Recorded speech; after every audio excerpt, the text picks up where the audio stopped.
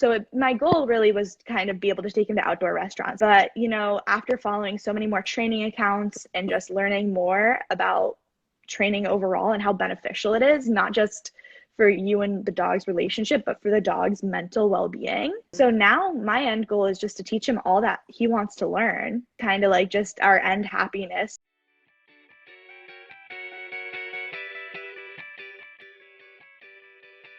Hi there, I'm Caroline, dog mom to Australian Shepherd mix Layla May. Welcome to Owners Tell All, an Instagram live series where I chat with other dog owners about the successes and struggles of owning a dog. As a first-time dog owner and mental health advocate, my goal is to make new dog owners feel less alone, give hope for those problems people thought they couldn't solve, and match words to how their dog is acting or how they are feeling. Thanks for being here, and make sure to follow us on Instagram at LAYLA_ILMAYYY.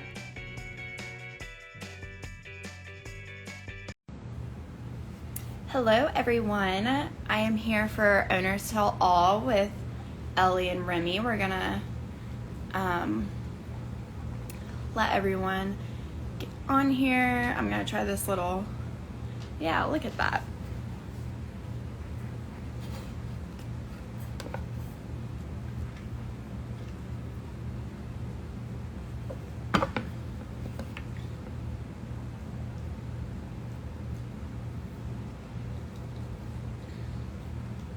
Trying to be more organized with my lives.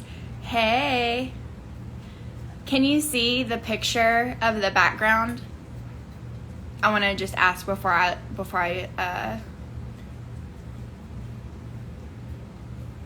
let you join. Okay, cool. I just wanted to make sure that worked. Okay, let me get you on here and approve you.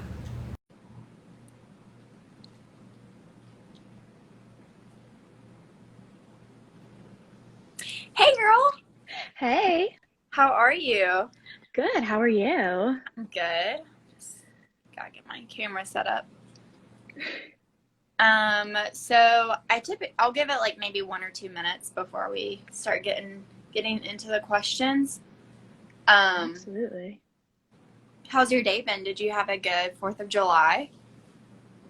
We had a very tame 4th of July. I really didn't know how Remi was going to react, especially being in the city and like so many fireworks going off. So I kind of wanted to play it safe.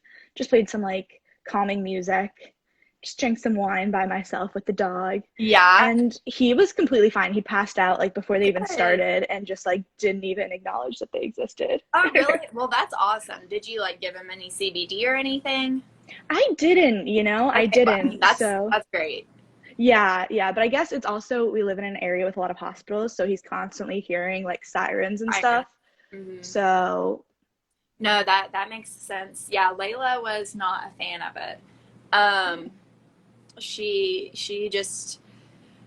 doesn't really alert bark, but she just constantly like, where is it coming from, and will like yeah. turn her head all over the place, like trying to figure it out.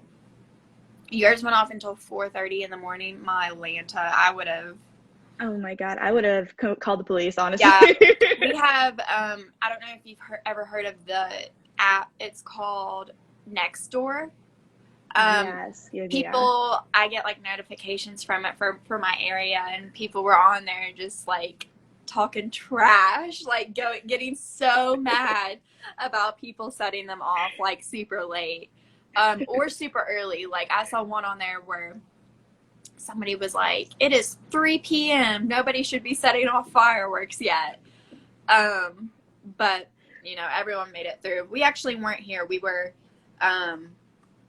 We went out a little bit more into the country, so it wasn't as loud for Layla, but she could still hear them. So, and just to preface anyone on here that is watching, I am starting to put these up on my YouTube as well.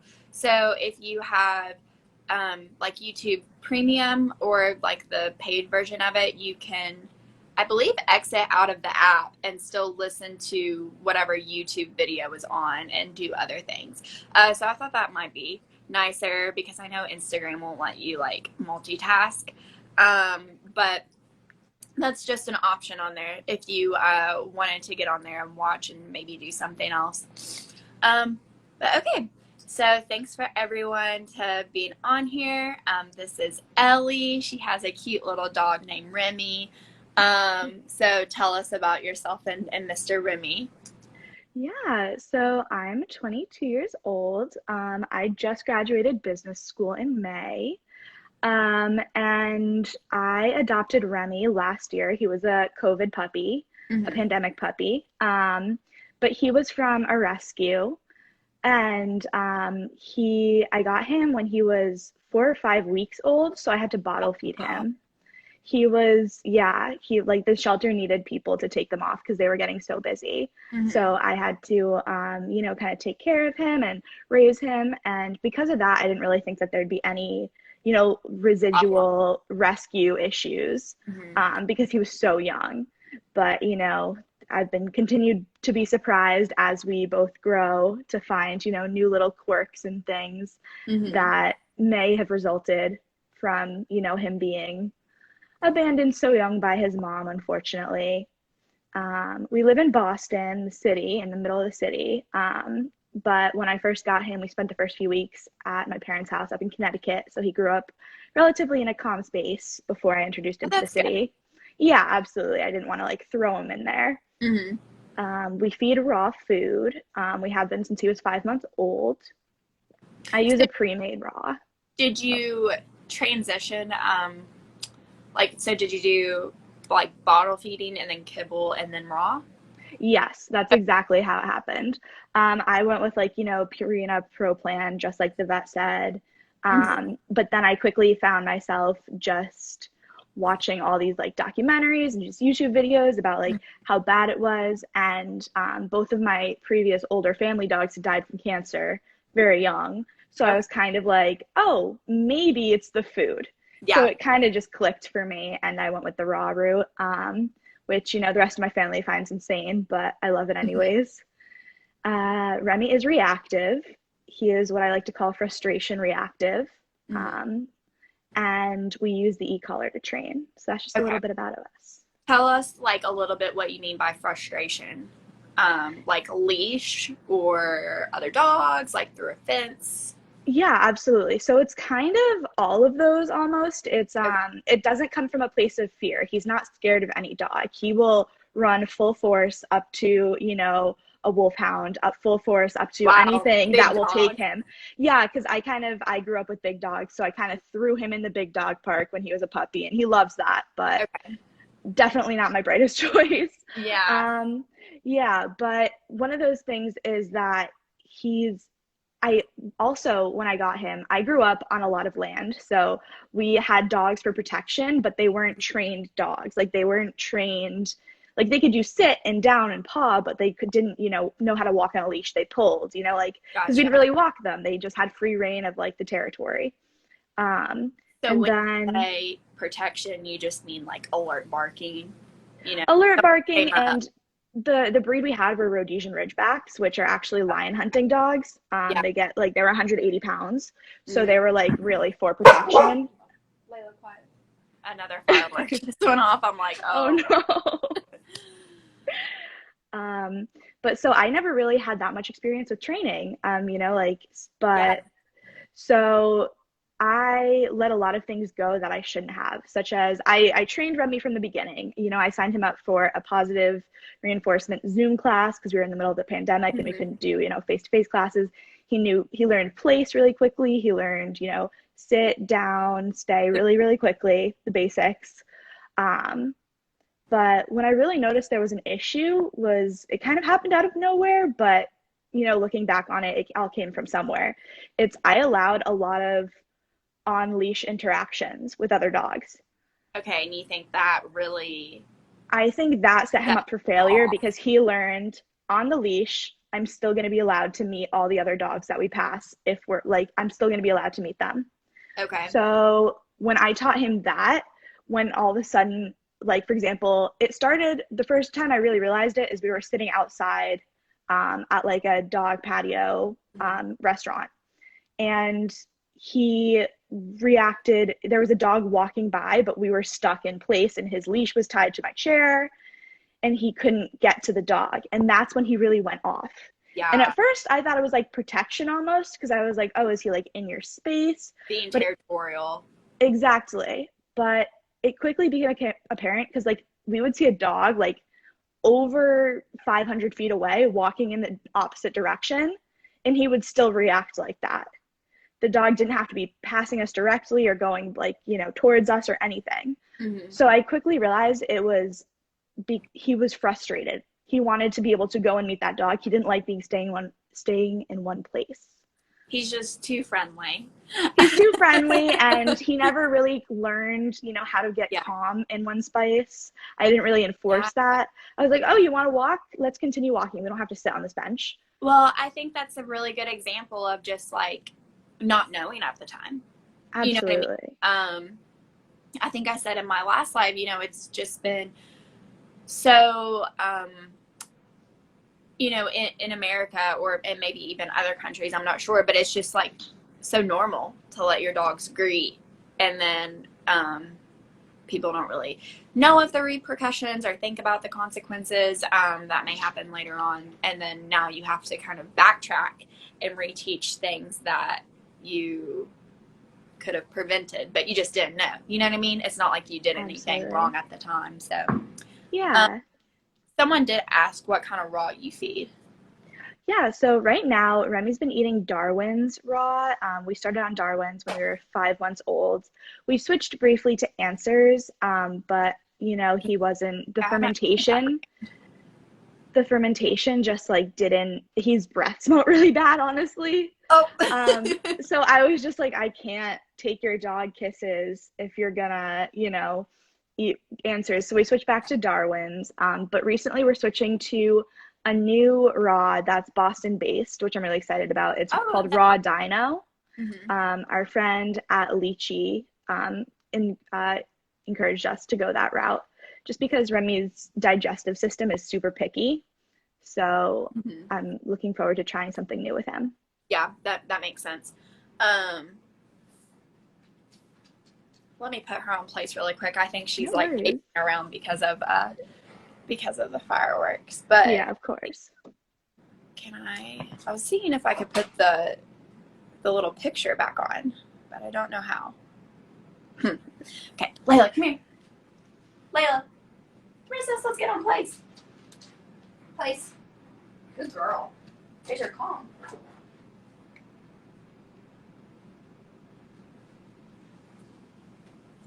Here you go, baby. Okay, at least this will let her just chill, because she was pacing back and forth. I'm like, oh gosh, no. Poor baby.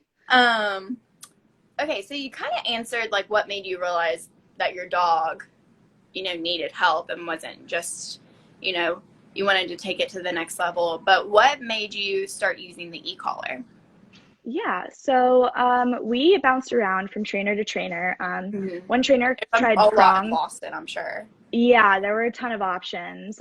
We tried prong collar for a hot minute, and I think it's an absolutely great tool.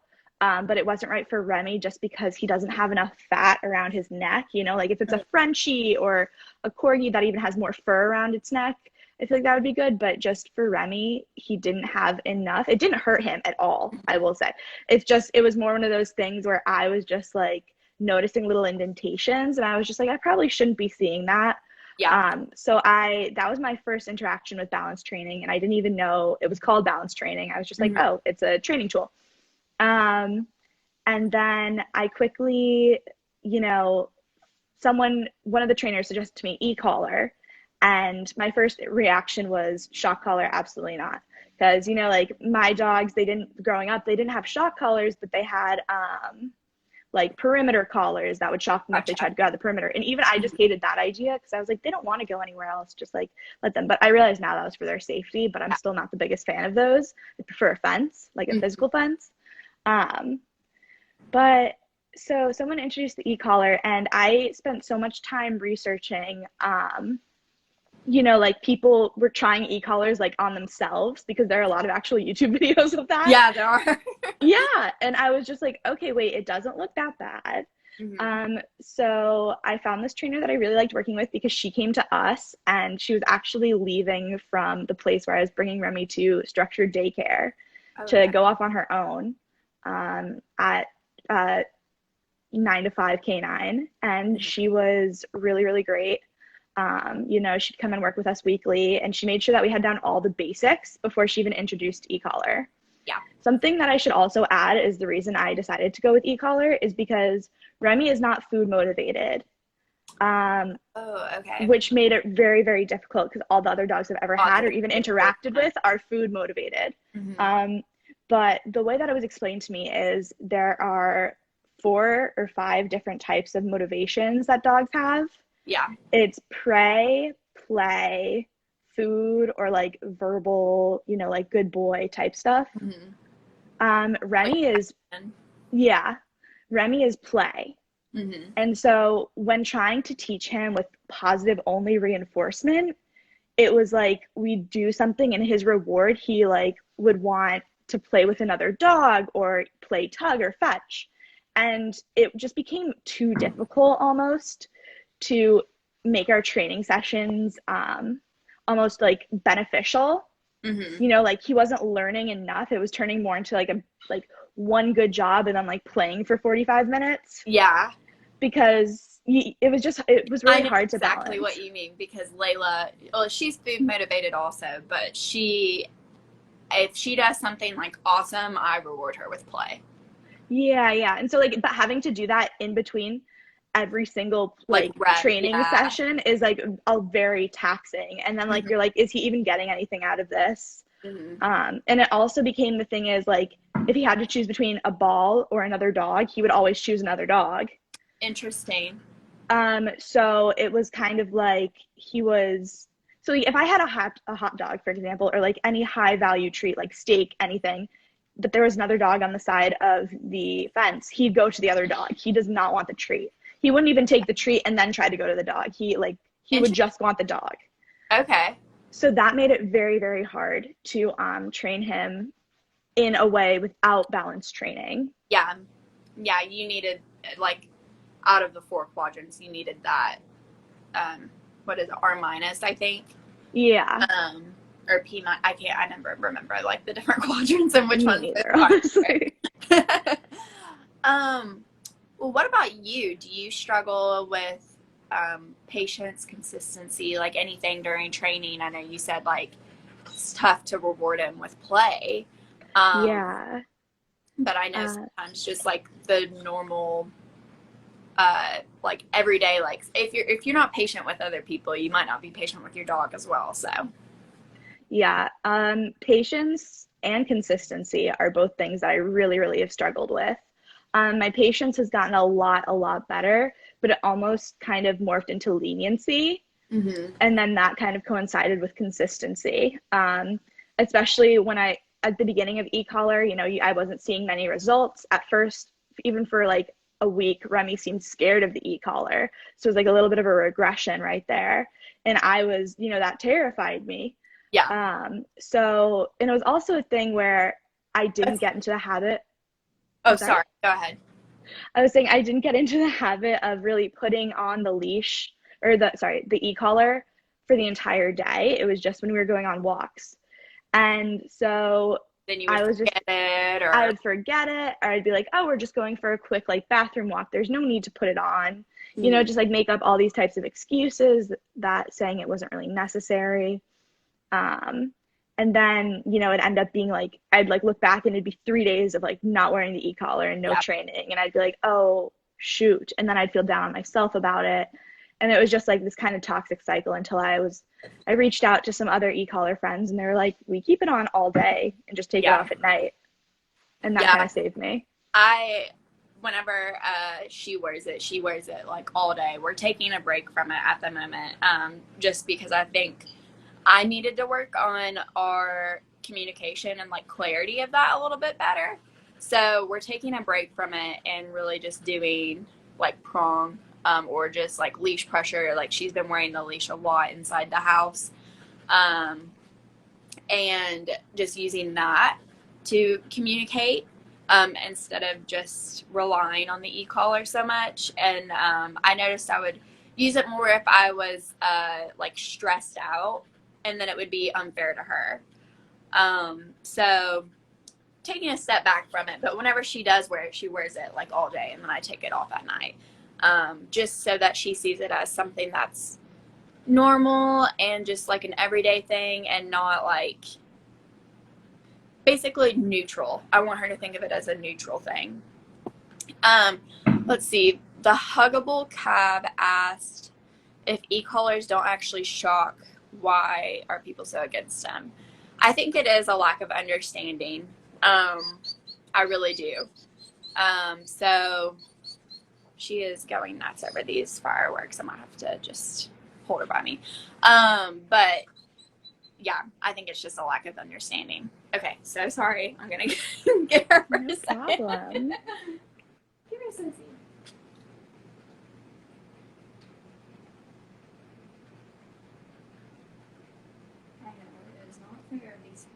How's everybody's fifth going?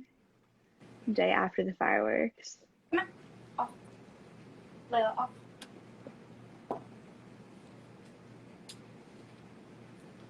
I thought everything would be fine. I have a Kong ready for her and all that good stuff. But whew, it's so scary, I know. Yeah, she was over there whining like, oh no, please help. I know. Okay, sorry about that. So what are your like end goals with Remi? I know he's like still pretty young, and at first were you just like, I just want him to know all the basic commands and be able to do this or go to a patio or whatever? And then now what is it? Yeah, so at the beginning, like before we were even introduced to balance training, I was determined. I was like, he's going to know all the basic commands and he's just going to be a well-behaved small dog, because I don't like that small dogs get away with so much behavior that big dogs couldn't. I'm like, it should be equal. Like, if my dog doesn't jump, then why should, like, if my 180-pound dog can't jump, then why can my 15-pound dog jump? Because if you have somebody over, you interact with somebody who, isn't comfortable with dogs, it's just not fair to them. Exactly. Yeah. Yeah. I feel like Layla's been labeled once as a bull in a china shop. And I was like, ooh. Layla doesn't like run around or do anything. Like, she's pretty chill. And like these other dogs, they're just doing whatever. Yeah. Ooh, so, I don't like that. Yeah. But over time, at first, when Remi became frustration reactive, my only goal when I was introduced to e-collar training was to get rid of that, essentially. I wanted him, especially living in the city, I wanted to be able to go out to outdoor restaurants with him. He's so easy to pick up and bring onto the tee with me, and like take in public transportation. And he's well behaved in public transportation. He loves it. He just falls asleep in my lap. But it was just one of those, like, your everyday, just like going outside for walks. Yeah. All the loud and whatnot. So the thing is about his, which is very interesting, is his frustration reaction only activates when we're standing or sitting still. Gotcha. So we could walk by, even if he's not in a heel, we could walk by another dog, no problem. Okay, interesting. He has no reaction to that. It's just if we're sitting and he can't move, then he'll start to pull and freak out. So that's the reason it was like more. My goal really was to kind of be able to take him to outdoor restaurants. That was very simple. It was like a very basic, simple-minded, easy to accomplish goal. Yeah. But after following so many more training accounts and just learning more about training overall and how beneficial it is, not just for you and the dog's relationship, but for the dog's mental well-being. Yeah, because it just affects so much. Yeah, and like giving them structure, I've just learned just like helps them, function and not be overwhelmed, and like kind of reins in their thoughts a little bit. So now my end goal is just to teach him all that he wants to learn. and kind of like just our end happiness. Like, even if I get to the point where I'm like, okay, this is a perfect dog, I don't need to work on him anymore, I'd be willing to like continue learning and continue like adding things to our, training regimen if it was necessary, just to keep him, occupied and to keep him from getting anxious or, reactive again. Just making sure that his overall mindset is in a good place. Absolutely. So I think that's an awesome goal to have. I think that's something you can think of every day and also just like long term too. Absolutely. Definitely aligns with my goal for her, which sucks because she's like over here like anxious as shit right now. But they all have their moments, okay? It's not a linear track for sure. I know. She's doing really well though compared to like what she was like whenever the fireworks first started. I will say that. That's awesome. So, what would you say to someone that has a reactive dog but wants, or that doesn't have a reactive dog but wants to be educated? So whether that be about e-collars, I know the Huggable Cab asked in here, like if it's just a vibrate, or like how would you maybe explain that to someone if they saw the e-collar on Remi, or just about what, maybe you tell them your end goal, what would you say to them? Yeah, so to start off with, the way that I explain e-collar is it has two functions. As you know, like that, I use the educator series. So it has a vibrate button and a stim button, short for stimulation. And the stimulation is, I would describe it as kind of like a muscle relaxer gun that you'd kind of use at like a chiropractor, or if you're a personal trainer, something like that. It's more of like a tickle or like a twinge. It's not meant to be a shock. If your dog is feeling shocked, which it does have the capability, I feel like, if it's at a high enough level. If it's too high, because the e-collar ranges from a level 1 to a 100. Remi's working level, which means the level that he feels it, is a 6. A 180-pound dog is going to feel it at a much higher level. You're never going to get them to respond to a level 6. But if I were to put Remi at a crazy high rate, that would be super irresponsible of me, number one. And number two, that's when it would become a shock. For him, like 100 would be just like way too much. Exactly. When I first got it, I did put it on my own neck and tried it out because I wanted to make sure I wasn't going to be hurting my dog. I think I got pretty high up there, way, way, way past what I would ever put my dog at. And it was, it just got uncomfortable. It wasn't a shock, and I felt a shock collar before. It doesn't hurt after. I felt a shock collar before, like when my dogs wore the invisible fence collars, I would sometimes take it off to take them for a walk, keep it in my hand by accident, and I'd be shocked by that. That is a much different feeling. So I just want to preface that. So an e-collar, it could be called a shock collar, but it is not a shock collar. A shock collar has a very negative connotation, as it should, because no one wants to hurt their dog at the end of the day.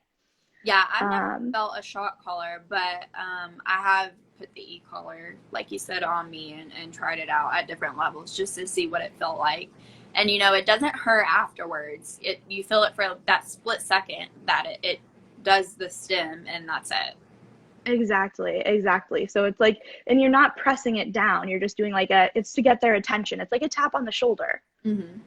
Or like if, you were like flick somebody maybe. It's like poke. Yeah, like look at me, pay attention to what I'm saying. I always like to think of it as like you're poking someone and then they don't respond. So then you're like, okay, hello. Exactly. That's exactly perfect. The only other thing I would say to someone who doesn't have a reactive dog and wants to like be educated about it is learn to read not only the dog's body language, but the human's body language. And also to be patient with us because, like I said, I used to allow tons of on-leash meetings with Remi. And our neighborhood, while I do live in a city, I live in a neighborhood where I know most of the dogs there. And there will be times where I'm training with Remi and like I'll pull Remi over to the side when a dog that we know is passing by and the owner doesn't really realize or doesn't really read my body language of pulling Remi away. And Uh-huh. it's like, oh, we could go and say hi on the leash. And I'm Yeah. like, ooh, so I just recently actually ordered a training tab, like in training tab for our Hmm. leash, because I'm hoping, fingers crossed, that'll be helpful for like getting the message across a little bit easier. Yeah. Because I'm not a confrontational person. Like I should be advocating for my dog and be like, listen, we're training right now, please don't approach us. Hmm. But that honestly isn't the first thing that I want to say when someone starts to approach us. I'm like, I'm sorry, please don't approach us. Yeah, I've even had people to where like she would be in heel and then a dog would be coming closer, another person, and I would kind of step in front of her and they would kind of like go around me to get to her. I'm just like, and it goes back to, reading the body language of, the owner as well as the dog. That's a Exactly. really, really good piece of advice. So, one of the things that I really focus on my account, along with training, is mental health for both myself and just trying to keep Layla's mental state, at a calm baseline. But how has mental health, how does that work in your life? And how have you been affected by it whenever it comes to Remi and dog training? Absolutely. So, I'm a psychology minor. So Oh, cool. I've always been really interested in mental health. And I myself, have had experience with mental health struggles since I was, a teenager, as, many people do. Mm-hmm. And it has definitely affected my training relationship because it is very easy to only acknowledge, the regressions or the fails. And it makes it really hard to motivate myself to continue going with our training Mm-hmm. when all I'm acknowledging are these fails and not seeing the tremendous progress that has been made. Um, so it often takes, the help of someone I love who's also been along with me for the journey, like my friends or my family, to be like, look at what you've done with him.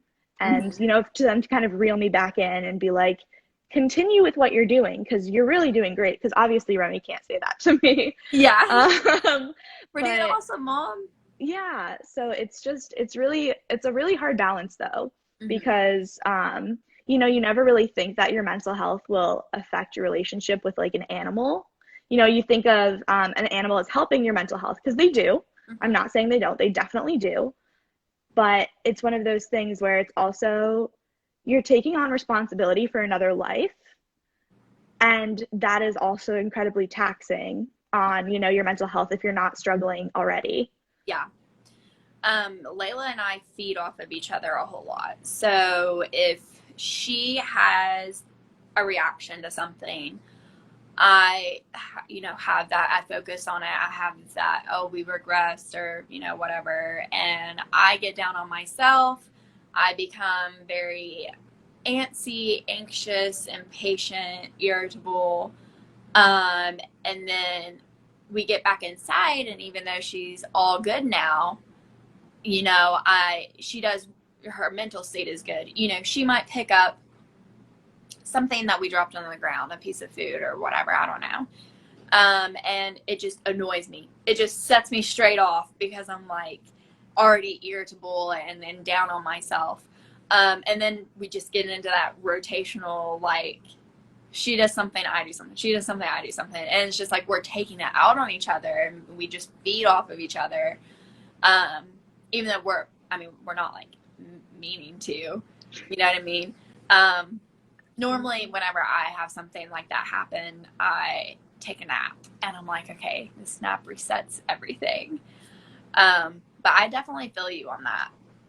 Yeah, one thing that I definitely can relate to you on is that I get I Remy and I feed off of each other, especially I've been trying to because I stopped after he became reactive taking him out to outdoor restaurants because I was Okay. like I need to because it's embarrassing Mm-hmm. honestly when I'm out to breakfast, lunch, dinner with a friend outside at a dog friendly place, which there are not very many dog friendly patios in Boston, surprisingly. Oh, really? Really, not that dog friendly of a place.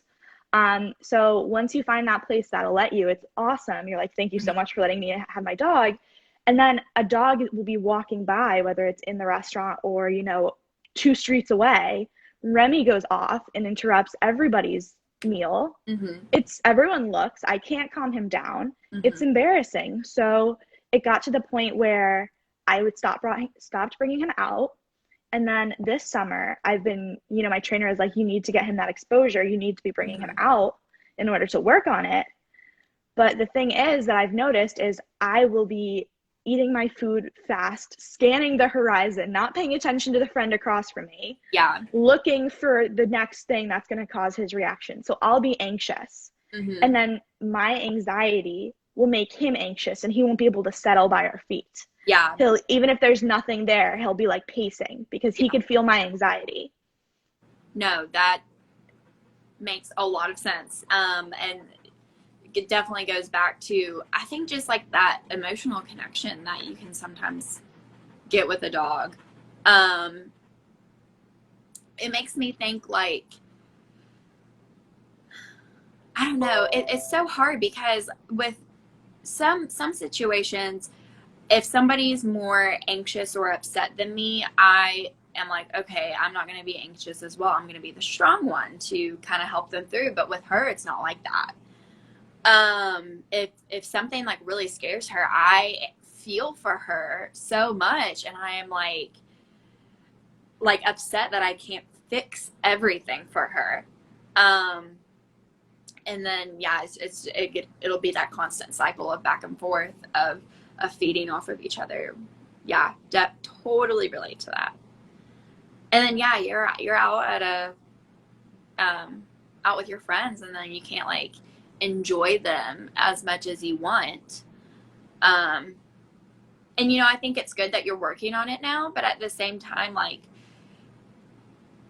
stuff like that could almost make me like maybe get a little bit bitter towards like my dog. I'm not saying that you are, but I'm just saying personally that's how I could end up being, because I'm just a very like stubborn person. Like I know my personality, I know that's how I am, and I wouldn't want to like resent anything.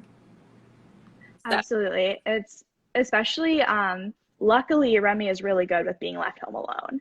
Good. If he wasn't, if he was unable to, be home alone without causing issues, I would definitely think there would be some level of resentment because I wouldn't be able to go out ever without him. And, I love going out with him, but he can't inhibit, especially, we're so young. He can't inhibit like our like crucial social interactions, especially coming out of COVID. We need that human interaction. Our dog has become everything, which is fantastic because we are our dog's everything. But we also need that human connection. And, like I'm single. I'm not getting that from anywhere else besides my friends. So I need to be able to go out and have dinner and drinks with friends. If I can't, there would definitely be bitterness. Luckily, there isn't in our situation. But I totally agree it would come with it. Yeah, I haven't felt that way either, but I could see how someone could easily get to that point. Absolutely. And, it'd probably be more so for someone that isn't trying to do anything. Like, we're trying to train our dogs. We're trying to, like, make them better, make our relationship better. Somebody that wasn't doing that or didn't have the knowledge of how to do that would probably feel that more like bitterness or resentment.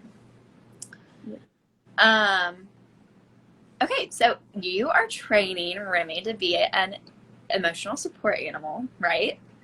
So yes, but he actually already is. Oh, okay. No training is required for a dog to be an emotional support animal. Really? I thought that there was like some sort of checklist. There really should be. But there's no regulations on it. If you Google search emotional support dog, there'll be like all these things saying that there's like a national database of like all registered emotional support dogs. That does not exist. That is all a scam. Oh, okay. An emotional support dog is the only documentation there is a letter from a therapist or a psychiatrist. Oh. And the only benefit that they get that a normal pet dog does not get is guaranteed housing. Okay. So for example, if I were to move into apply to live in an apartment that's pet free, I could be like, they could not turn me away if I had an emotional support animal and a letter saying that I needed this You need it. animal. Yeah. Okay. And that goes for any type of most any type of animal. It's not Gotcha. just dogs, but they are not service dogs. They're not allowed in, Starbucks or restaurants Yeah. or, Target, anywhere that service dogs are only allowed. They're not specially trained to do any tasks. It's just saying owning this dog is better. Like the letter from like your therapist or psychiatrist just says, owning this dog helps this person's mental health. Interesting. And that's Okay. literally all it is. So it's super straightforward, super interesting. But the issue is if you now Google search, because it's so straightforward, Uh-huh. you could get a letter for 50 to 150 bucks from a From like fake therapist online. online. Hmm. So because of that, there's a ton of issues with, fake emotional support animals. I don't know if you've heard, but like recently airlines have like Hmm. prohibited them from, flying.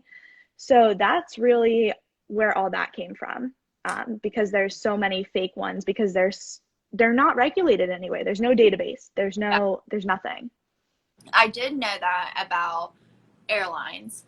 But I definitely thought that there was some sort of checklist training that they had to do before being approved. But I didn't know that. I mean, that's awesome that you're able to have one and you know ethically, I should say, like for the people that really need it. But man, that Absolutely. that really takes away from the people that need it. That if they're just going online doing some paying Absolutely. $100 so that they could get out of paying a pet fee or whatever every. Exactly. Mm-hmm. Exactly. And what makes it so frustrating is that, I would gladly pay that pet fee. The apartment I was living at when I got Remi was not pet friendly. Okay. And I am lucky enough to, in fact, need an emotional support animal. So before we even got Remi, I was cleared for one Oh, by the okay. therapist I've been seeing.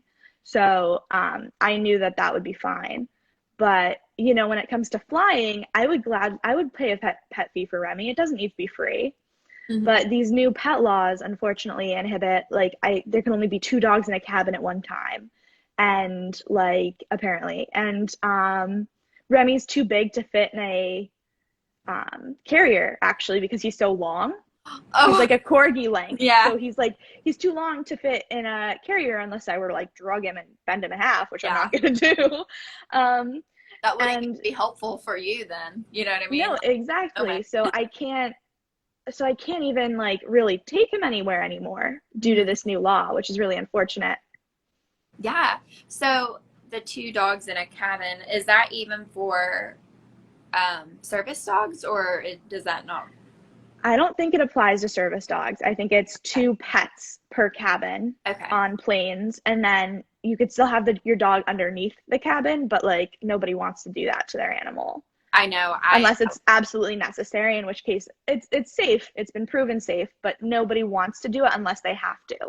Yeah. I think, yeah, I don't think like once a dog is old, old enough to comprehend things, I would be extremely nervous to put them underneath of the cabin and like check them. Um, it varies Yeah. from airline to airline too. Interesting. Yeah, I've heard that on the news. I haven't looked into it a whole lot, um, but I definitely do remember seeing that. Um, so what do you do now that COVID is kind of opening up? Or COVID's, I don't want to say ending, but people are cutting back on their restrictions. What do you do for fun to kind of take that downtime?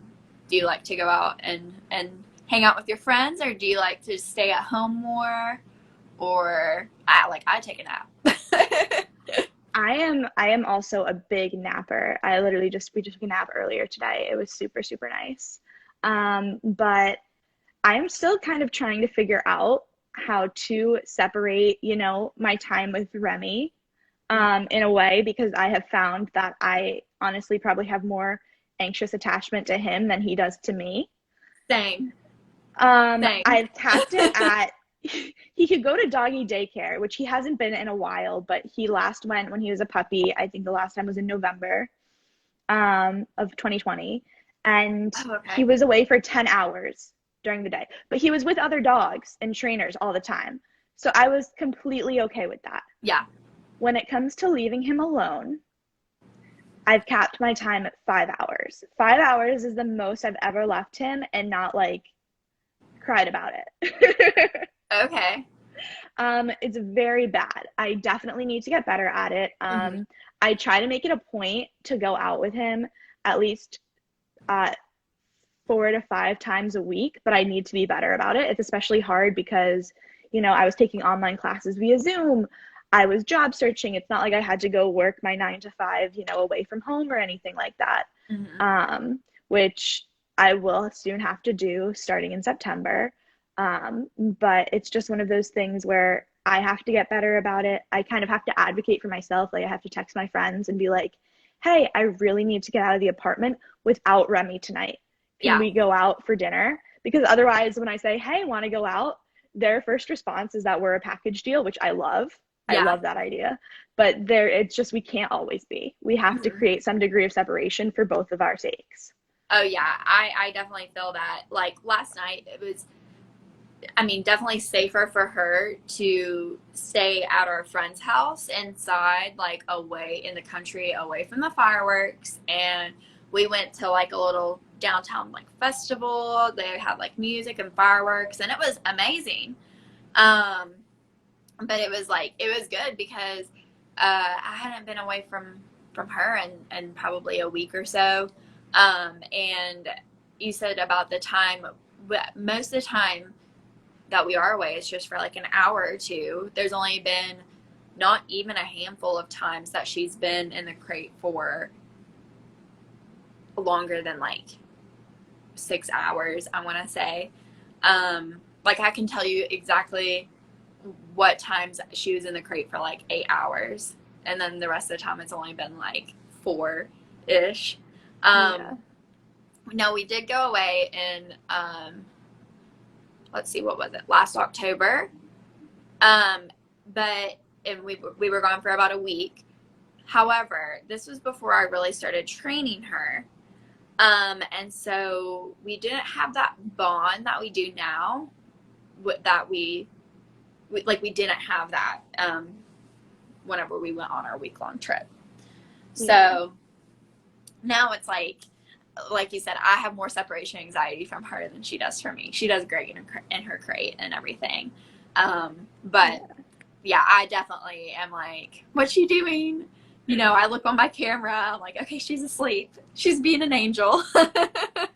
I need to get a camera, honestly. Remi is not crate trained. I tried. He was crate trained for the first, he was crate trained from when I got him at 4 weeks, or not 4 weeks, like when he, you know, could be away from me, at around 6 weeks. And then he was crate trained until he was 3 or 4 months. And I had a camera too.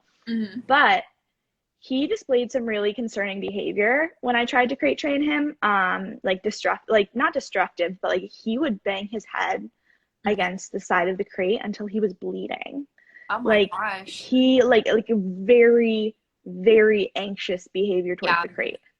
And at the time I didn't have a trainer, or I had the positive trainer that I saw via Zoom, and I had my vet. Those are my only 2 resources. Yeah, and how do you do positive training if you're trying to leave them alone? You know what I mean? Exactly. And so both of their reactions I showed them the video footage, and they were both like, you can't crate train this dog. Like, this dog is like, you have to uncrate, like just don't use the crate.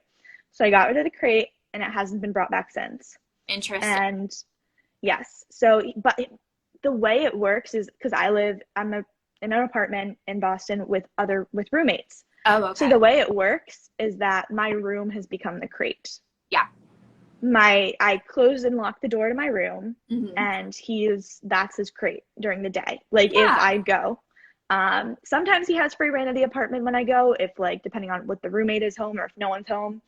But most of the time he's locked in my room and the AC is on. We have dog TV or calming music playing, Uh-huh. and he has his bed or my bed to lie on. Yeah. And while Well, I I would love for definitely him to do be what's crate best trained, for you. You know what I mean? exactly, And like how you said your room is kind of like his crate. I mean, it's, big, just a bigger crate. That's all it is. exactly. And I mean, if I were to ever, like, when I get another dog, I'm crate training that dog, of course. It's just, and I'm not against reintroducing the crate to him by any Mm-hmm. means. I definitely think it is in our cards further down the line, just because I do want to also emphasize the space between us. I feel like that Yeah, is important. it could definitely Because, help. right, yeah, absolutely. I think it will definitely help our relationship. But just right now, or at the time it wasn't the best, and right now because I'm in a transition period I haven't really had the time nor the energy to bring it in. But I think crate training is one of the genuinely the best things you could do for your dog, and I want him to be crate trained. Mm-hmm. Well, it's one of those things that now that you have the e-collar, it's potential that you could use the e-collar for that as well. Exactly. Even if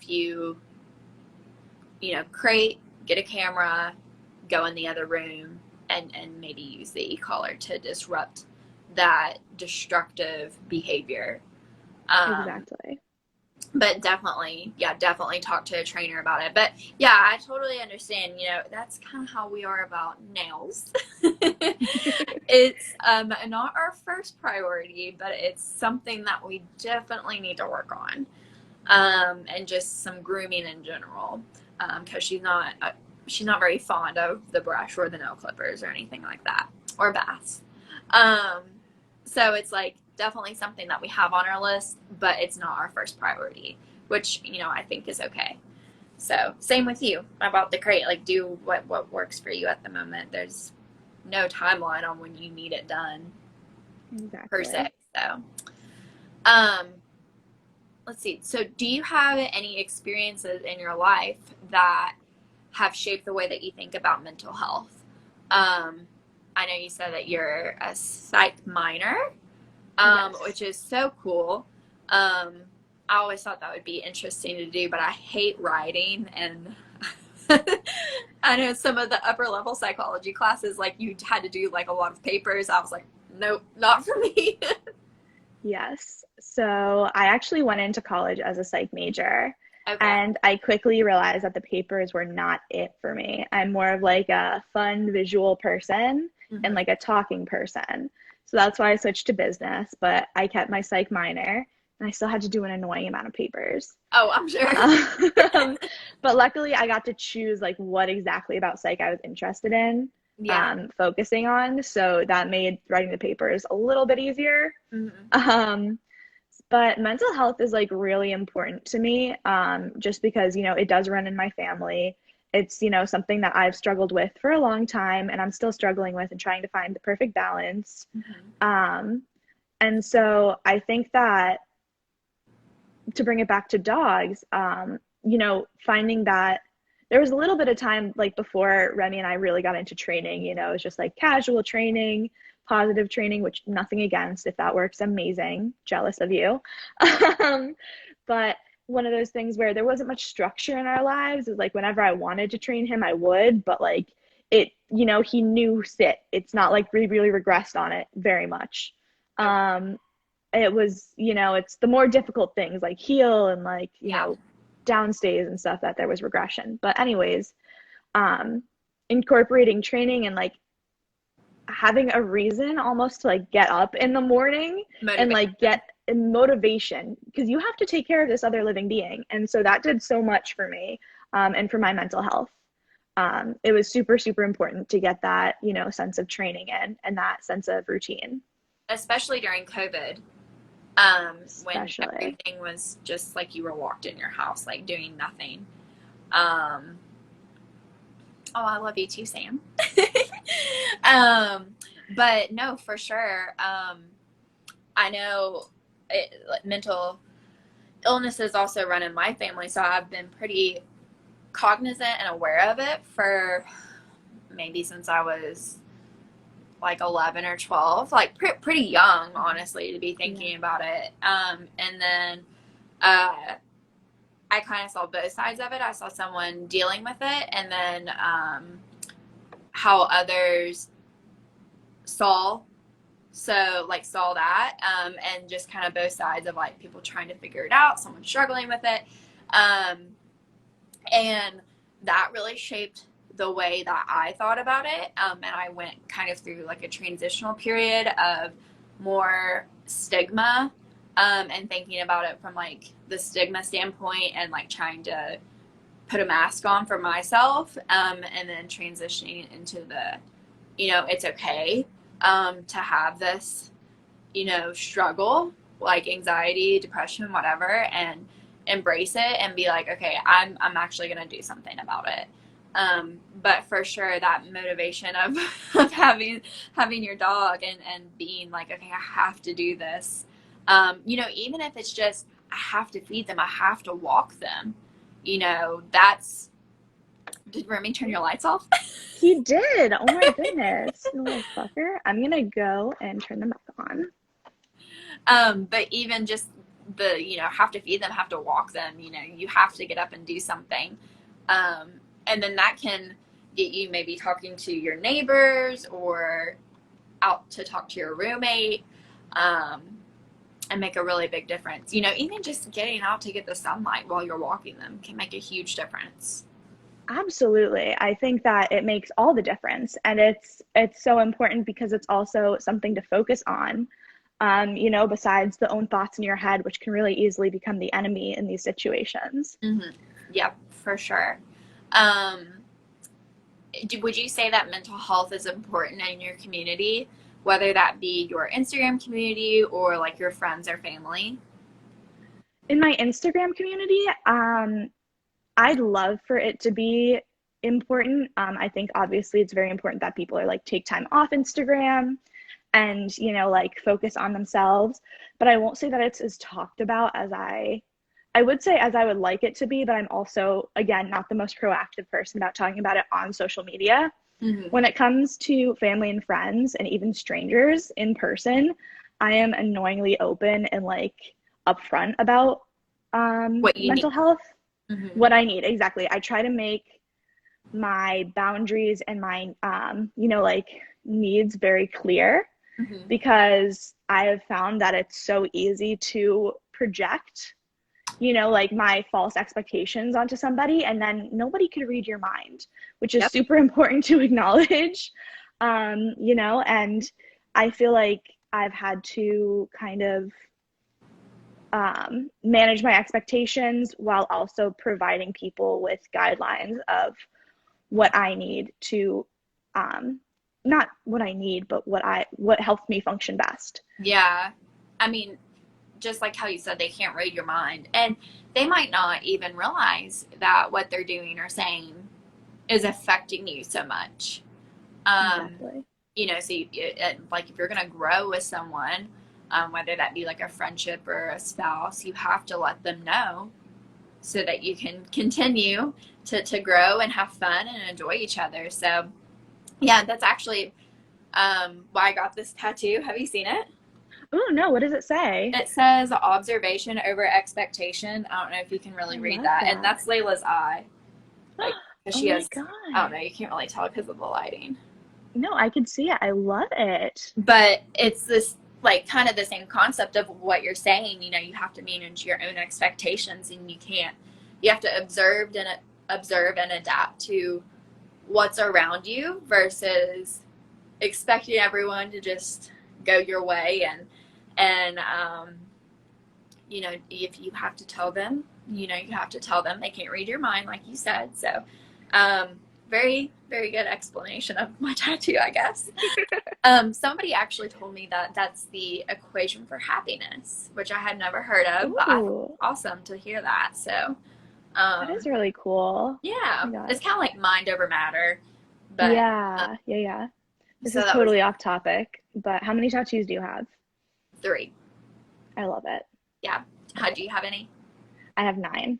9. Wow. I mean, once you get them, you have an itch for them quite often. It is very, I've been doing like one per year, but like multiple per year. Yeah, it takes like restraint to not get them. It really does. I don't Almost. have that restraint. Um, you had mentioned like on social media about, being proactive about talking about mental health more, but do you think that there's anything in particular you wish was talked about more? So I kind of have this, just wrote this whole paper actually at the end of the semester about this, but I have this kind of, my ultimate pet peeve is the colloquialism in the mental health world, which is like the commonality of how it's used, like, oh, I'm sad, like I'm so depressed, Mm-hmm. like, or because I was like, for example, I think what really triggered me was one day, I think at the beginning of this past semester, I was scrolling through TikTok, and there was like one who was like, this girl was like, oh my God, my roommate is being so manic right now. And it was this girl at like 3 a.m., like dancing in her dorm room. And I Yeah. was like, she's not being manic, she's having fun. She Yeah. might be manic, but that's not a given. Mm-hmm.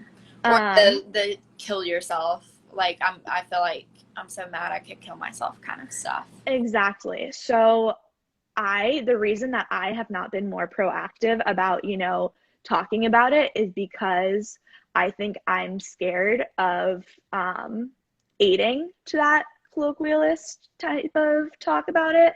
And that being my pet peeve, I don't want to kind of like step on my own foot or put my foot in my own mouth. Yeah.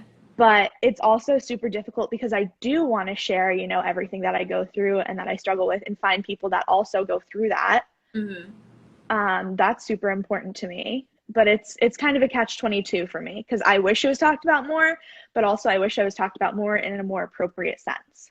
Yeah. Well, I think coming from a place that like you would come from your heart, you wouldn't be like writing it for attention. I don't feel like you would be writing it to help others. I don't think that you're gonna end up aiding to that Mm-hmm. per se. I think if Sam's still on it, she said it best. And I've really thought about this. She quoted it, or she said it on a live. I've thought about it all the time.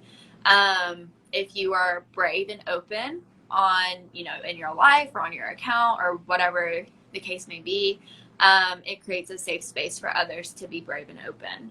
And that's given me a lot of like, it's empowered me to talk about it more. And it's really only helped people. I mean, Yeah. I haven't had any backlash from it at all. And the other thing is that you determine how much you share. You don't have to share your whole life if you don't want to. I mean, do as you please, for sure. But it's your account, it's your life, like your friends, your just goes back to it's your words in your life, and you don't have to share it all. You just share as much as you want to in the moment. So I'm not telling you to do it, but I'm just I know. But you are so right. I definitely struggle with, like how much is too much and how much is not enough. Mm-hmm. Like I've definitely, especially on my dog Instagram, I like started off by just writing those like very vague, like I'm so cute and fabulous, like dog posts from Remi's point of view, which I will still love doing, Mm-hmm. because it brightens up someone's day a little bit. At least For it sure. brightens up my day. But it's also, sometimes you just want to get real. Yeah. And, Okay. yeah. And it's hard finding a balance if there is any. Mm-hmm. I mean, yeah, I think it all just goes back to, it's your account, it's your words, and you just do what you feel like in the moment. I love that. And if you need a cheerleader, I'm sure there's a ton on here that would support you, and be your cheerleader no matter what you post. So let's see, we have a few questions left. By the way, y'all, Ellie made this like super pretty like script for me. So how I do it is that I send people a list of so many questions, and then I tell them to pick like 10 or 15 to talk about, just to kind of let them be prepared. And she just divided it up into like topics. I am like so grateful for it. It's made my life a lot easier because I don't have to. Anytime. I try to do this on my own, and sometimes I feel like it just kind I'll of literally do it for you for your future yeah. lives. Like, I don't mind. I was like, you sent it, and I was like, thank you, praise be. Um, so let's see. I'm going to pick out one of the fun questions.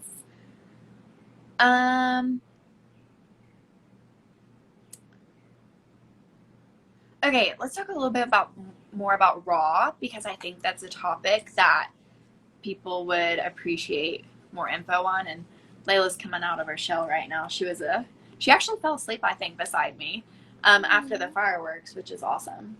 But now she's Awesome. just like hanging on. She's like, I'm just gonna wake up slowly Yeah, in my own she's time. having a little head rest there. But yeah, so you started him off at 5 months old. And I guess something that I have a question about is, for a prepackaged, do they base it off of your dog's weight? So, like, do you tell them Remi weighs 20 pounds and then they give you pre-made for a 20-pound dog, or do you have to, like, manage that yourself? So the nutritional requirements for each dog, while they're very different for each dog, it's also the way pre-made blends work is that it's one formula for like the masses.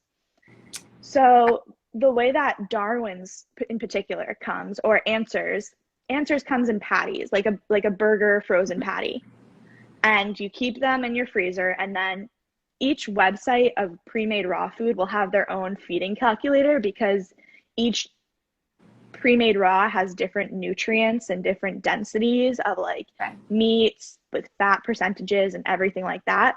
So each pre-made raw has a different formula.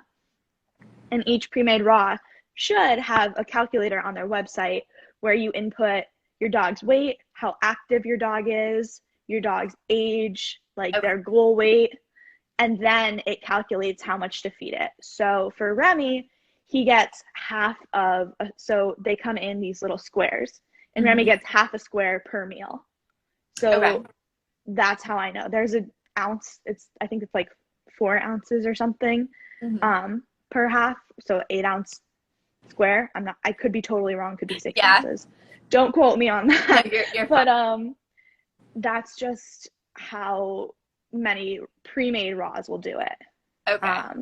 I tried to do it yourself raw. I have a meal plan for him that I got from Perfectly Rawsome, which I really love their account.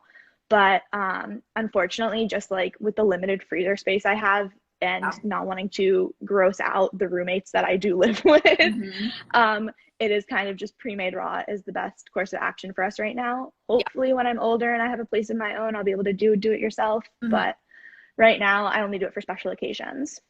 Yeah, we do. So she doesn't eat raw. I think that's something that I would like to transition to at some point, but it's not like super important to us at the moment, I guess. I think I would do the pre-made stuff, mostly because I don't like cooking myself, like for myself. So like, I don't think I would enjoy like grinding up all the meat and making sure all the nutritional stuff is there. I would just be like, okay, give it to me straight. That's exactly why I love pre-made raw. You just have to defrost it. Like the night of, I literally take out like the patty for the next day or the package for the next day, put it in my fridge, and then the next morning it's ready to go, and I just portion it out. Yeah. I will say, I think my fiance Bobby, he would really enjoy making her food if she ate raw. I think it's not something that he would do like all the time, but I think like every once in a while he would enjoy, like, we have a grinder, so if he goes like hunting or anything, he'll grind up some of the meat that he gets and make it into like sausage or whatever. And he like really likes doing that, coming up with like the recipes for how it's gonna taste. Awesome. I think he would like doing it every once in a while for her, but just like for time and save time, it would be nice to have the pre-made stuff for sure. Absolutely. And you could totally mix and match it, it doesn't have to be a one or the other. Yeah, I do like that about the raw. You can kind of mix it up every day if you wanted to. I mean, you can do that with kibble too. It just requires you to have multiple bags of food at one time. Yeah. Which we just feed her one type of kibble. But I've heard a lot more recently about like the different rotating and raw, and I've been researching that a lot more here recently. So I think it's something that I'm gonna try to consider more. Not that Absolutely. I'm totally against it. It's just like the norm. You have to do your research and Yeah. decide if you're into it. You know, it's totally there's no, I'm not, it's whatever any is best for the dog owner and the dog. Yeah. You know, I see, I don't know if they're still on here, but Kai the Goldie like makes these oh my God. awesome plates. Don't even get me started. I'm low-key in love with Kai the Goldie and his mom Hannah. I'm kind of obsessed with that. I know. And she did something the other day where it was like a whole bird. Like she made the plate and then whole prey, yeah. Yeah, the whole prey. And I was on Naked Beast like looking at them, and I kept looking at it. I was like, I don't know if I can do this yet. I don't know if I can feed like the whole bird yet. Right now we're just like at the ears, the tails, the hide. I don't know if I can feed the whole bird yet, but we might get there at some point. I remember the first time that I fed her an ear, I was like totally disgusted.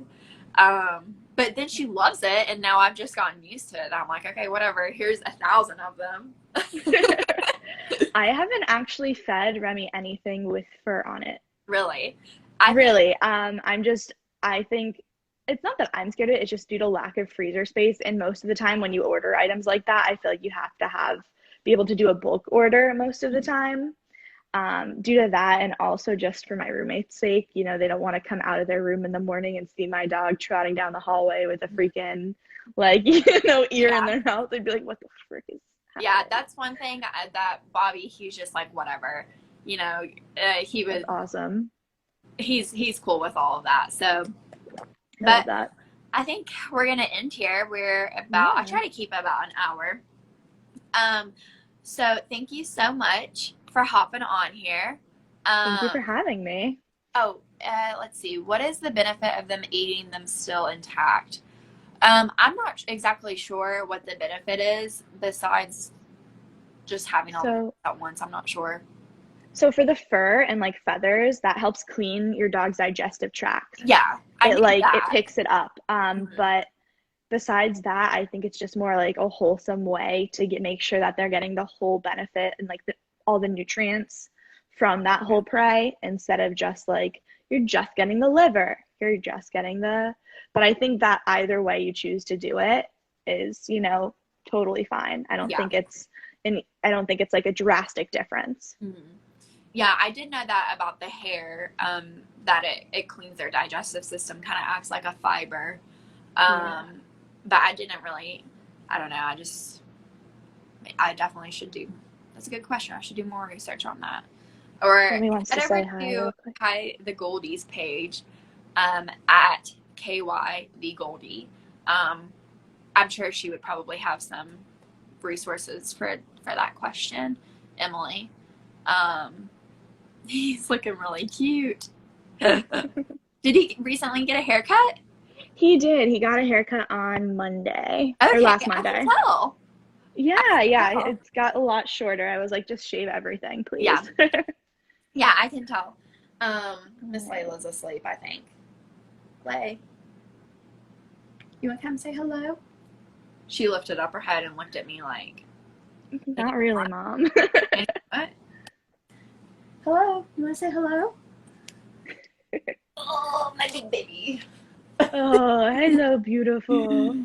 She's like, Mom, I have been asleep. Yeah, so cute. Okay, well, I'll let you guys go. I hope you enjoy your night. And thank you so much for talking and being on here. Thank you. I'll be doing this every Monday in July and hopefully August and hopefully the rest of the year.